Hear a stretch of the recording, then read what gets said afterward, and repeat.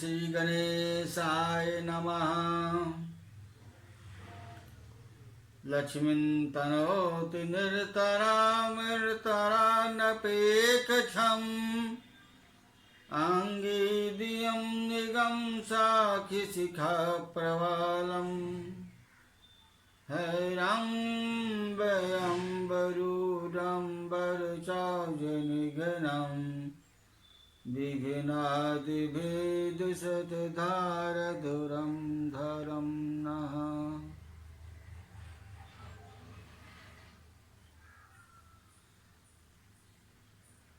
प्रवक्ता आधार पुरुषस्य नामः डॉक्टर कृष्ण नारायण झा,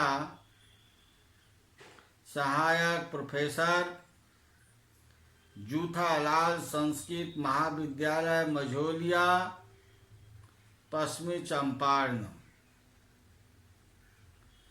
आज का कक्षा है शास्त्री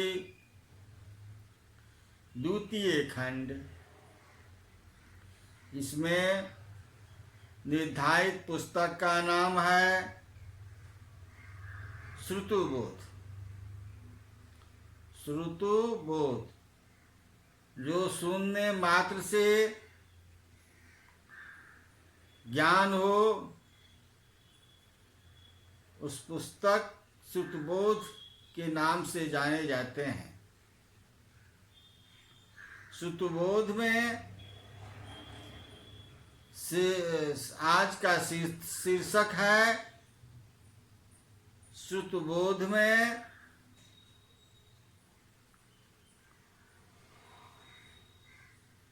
छंद प्रमिताक्षरः, दूसरा छंद है हरनिलुप्ता और तीसरा छंद है वंश स्थल।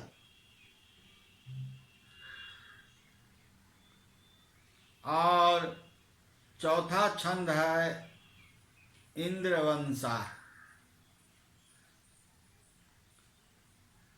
इस चार छंदों के बारे में अभी आप जानकारी प्राप्त करने जा रहे हैं।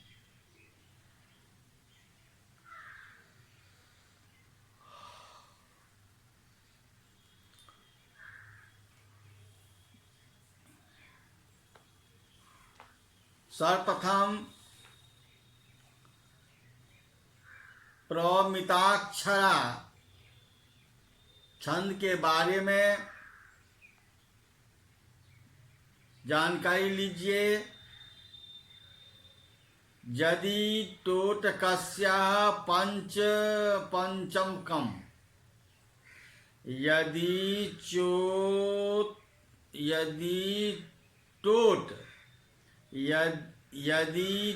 टोटकस्य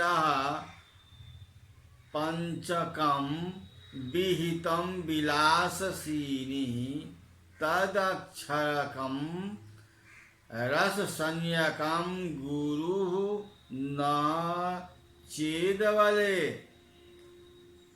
प्रमिताक्षरेरिति कविः भी कथितः। अर्थात हे विलासनी, हे अवले, यदि टोटकस्य पंचकम अक्षरकम गुरुः रसयुक्तं च न चेत गुरुः सा कविः प्रतिम अक्षराम इति कथिता। अस्य श्लोकस्य अन्वयः।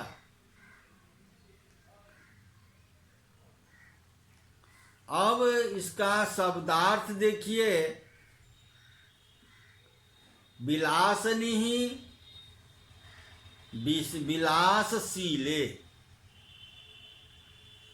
अवले अर्थात कोमले, यदि टोटकस्य टोटक छंद का पंचकम अक्षरम पांचवा अक्षर गुरु अर्थात दीर्घ हो रस संख्यकम, छठा अक्षर गुरु न चेत गुरु न हो तो कभी भी विद्वानों ने प्रमिक्षरा कविता प्रमिक्षरा कहा है। विलासो अस्या आसीति विलासिनी संबुद्धो हे विलासिनी, विभ्रमशीले अथातः नौ बलम यस्या सा अबला संबुद्धो हे अबले कोमले इत्यर्थः। यदि टोटकस्य पूर्वमुक्तस्य छन्दसः पंचमेवं पंचमकं पंचाक्षरं गुरु दीर्घः भवेत्, दीर्घ न भवेत् चेता सा कवि भी विद्वभी प्रमिक्षरा, यदि कथता प्रमिक्षरा शिरेति नामता गदिता। यदि टोटक छंद में पांचवा अक्षर गुरु हो और छठा गुरु न रहे तो उसे प्रमिताक्षरा कहते हैं।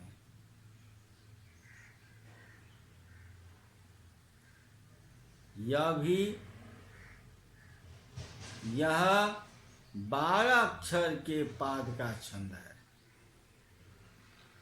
टोटक के लक्षण में 4 सगन हो रहे हैं। इनमें पांचवा वर्ण लघु, छठा वर्ण लघु होता है और पांचवा गुरु और छठा लघु कर दे तो प्रमिताक्षरा हो जाएगी। वित्त रत्नाकर में इसका लक्षण है पति प्रमितिक्षरा सज समय कथिता, अर्थात सगन जगन सगन जिसमें हो उसे प्रमितिक्षरा होती है।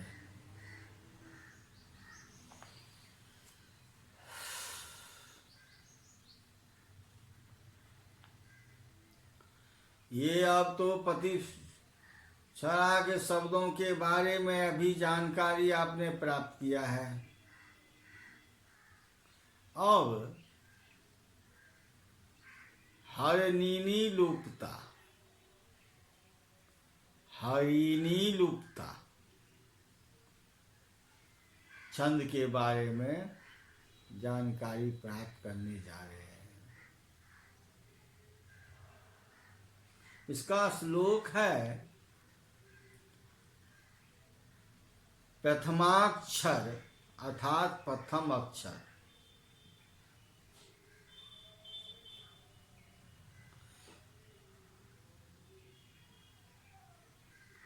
तृतीयो द्वितीयो दुत विलंबित कस्य च पादयो, यदि चेन पाद कमलेक्षणे भवति सुंदरी सरणी सहिरिणी लुप्ता।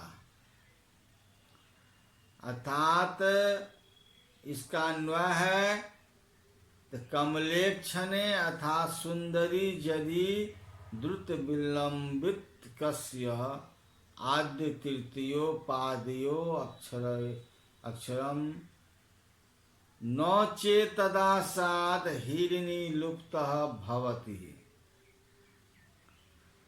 अर्थात लुप्त होती अर्थात लुप्त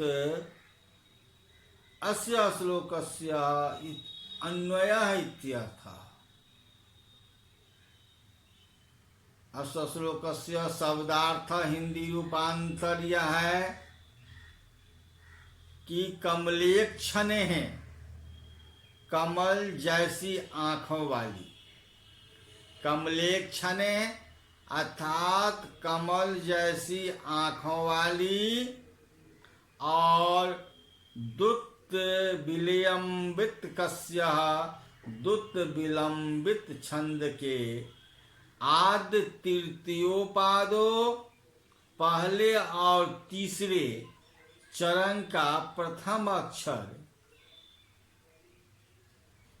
पहला अक्षर न चेत न हो तो सा वह हरणी लुप्ता होती है, हरणी लुप्ता होती है। अस्य श्लोकस्य व्याख्यायाः कमलेः इव इक्षणे यस्या सा कमलेक्षणा संवृद्धो हे कमलेक्षणः कमलालोचने, कमला लोचने हैं,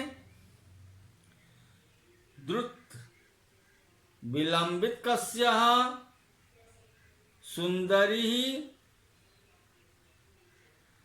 अर्थात हे कमल नेत्र सुंदरी, हे कमल नेत्र सुंदरी, यदि दुर्विलंबित छंद के प्रथम और तृतीय चरणों में प्रथम अक्षर है वह तो हिरणी लुप्ता छंद होता है। इस छंद का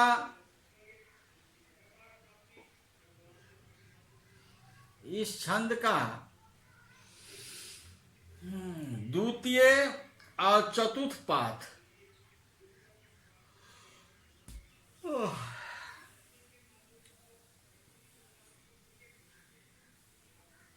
इस छंद के द्वितीय और चतुर्थ पाद तो दुर्लंबित का ही रहता है, और प्रथम और तृतीय पाद में एक अक्षर कम हो जाता है।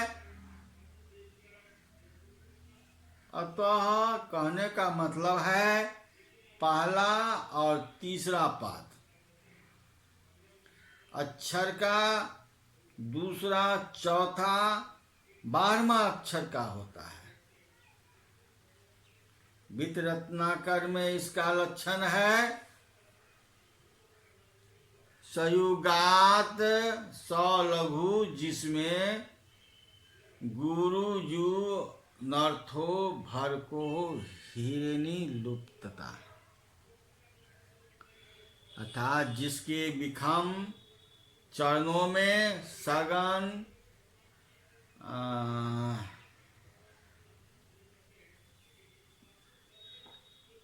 लघु गुरु 5 को तथा सम 2-3 पादों में हो, वह हरिणी लुप्ता छंद कहते हैं। तो ये दूसरा छंद है। तो तीसरे छंद के बारे में जानकारी प्राप्त कीजिए। वंशस्थ, इसे वंशस्थविल अर्थात वंशस्थ, ये तीसरे छंद के बारे में वंशस्थल। तो वंशस्थल का श्लोक है उपेन्द्र वजा चरणेषु सन्ति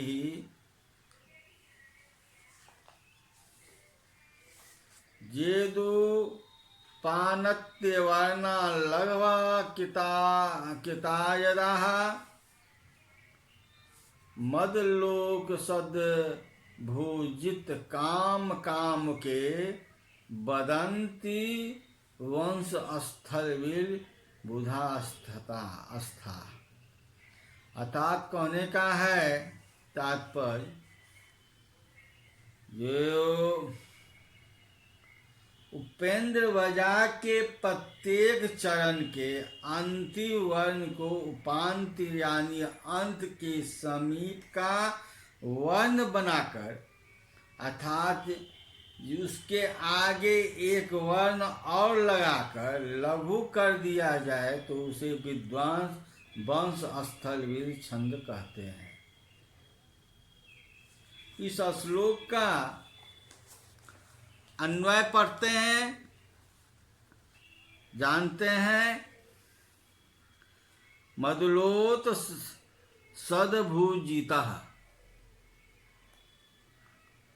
कामुके यदा उपेंद्र वजा चरणेषु ये उपनत्या वर्णा संतति ते लघवा किता चेत तदा बुधुदा इदम वंश स्थल विदम बदंती। अब इसका हिंदी रूपांतर जाने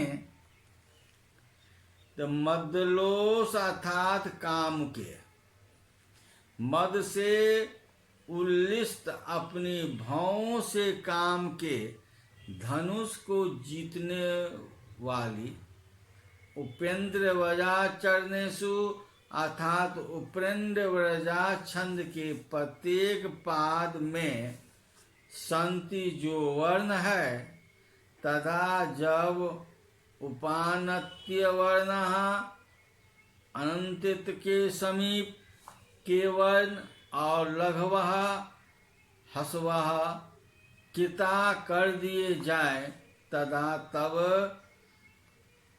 बुद्धा अर्थात विद्वान लोग इदम इसे वंश अस्तम बिलम बदंती वंश अस्त बिल कहते हैं।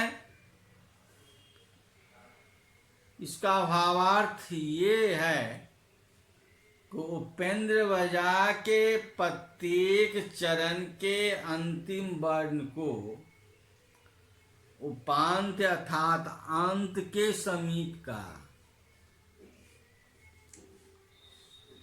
वर्ण बनाकर अर्थात उसके आगे एक और वर्ण लगाकर लघु कर दिया जाए तो विद्वान लोग वंश स्थल इसे छंद कहते हैं अर्थात वंश स्थ छंद कहते हैं। उपेंद्र वजा अक्षरों के पाद का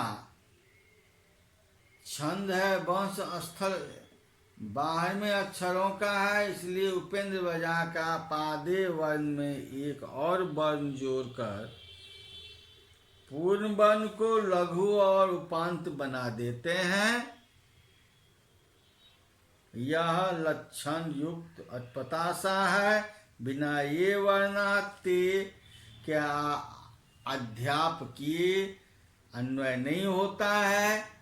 श्रुत बोध और छंदो मंजरी के मर्मग्न हो इसे वंश स्थल और पिंगल सूत्र तथा वित्त रत्नावली में वित्त रत्नाकर में वंश स्थल का करते हैं। अब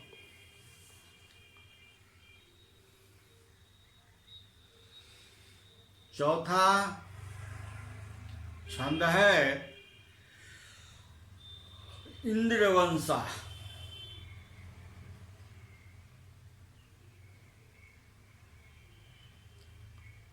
चौथा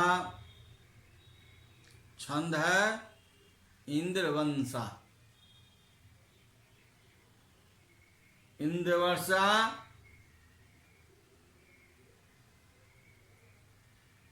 यह 12 अक्षर के पाद का छंद है। यह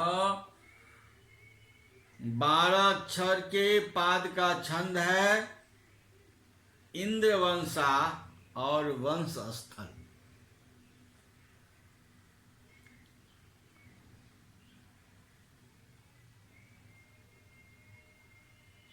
इंद्रवर्षा और वंश स्थल छंद के मिश्रण से भी उपजाति छंद होता है।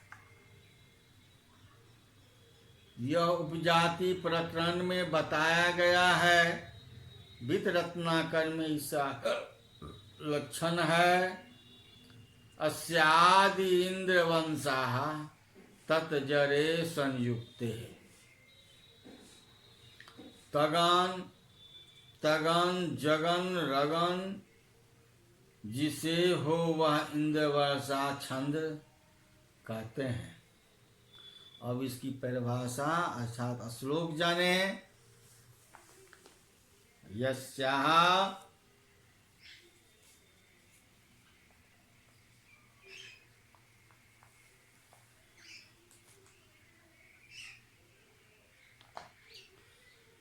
यस्याम शोकांड गुरु पानी पल्लवे वंश अस्थत पादा गुरु पूर्ण वर्णिका तारुण्य हे लाला पिंगलाला से ताभि चंद्रवंश कवया प्रपच्छते अर्थात अशोकांग कर पानी पल्लभे तारुण्य हेला तरंग लासे यस्या वंश अस्था पादा गुरुपूर्व कर्णः कवयः ताम इंद्रवंशा प्रयच्छते। अशोक वृक्ष के अंकुर जैसे कोमल कर किसलयों वाली यौवन के मद से अनायास ही सुरताभिलाप वाली जिसमें वंश स्थल पाद वंश स्थल छंद के चरण गुरु है पूर्ण वर्ण जिसमें ऐसे हो उसे कवि लोग विद्वान लोग इंद्रवर्षा छंद कहते हैं।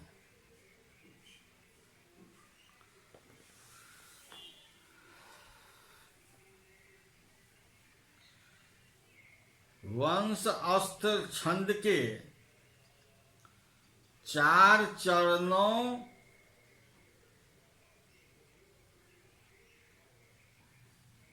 वंश स्थल के चारों चरणों में यदि प्रथम अक्षर गुरु हो